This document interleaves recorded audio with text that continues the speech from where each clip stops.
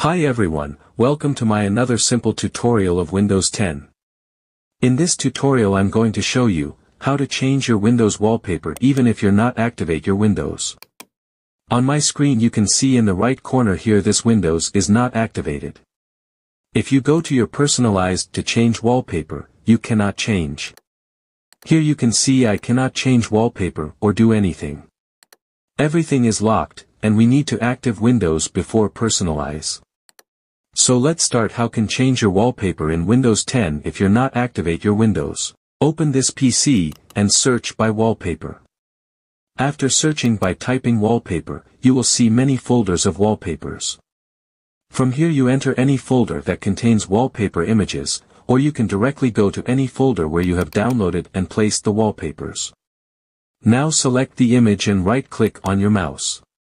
And click Set as Desktop Background. So if you click that and if I minimize that, now you can see the wallpaper is changed. So you can change wallpaper without activating your Windows.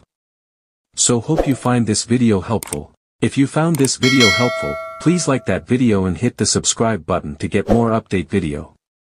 Thanks for watching.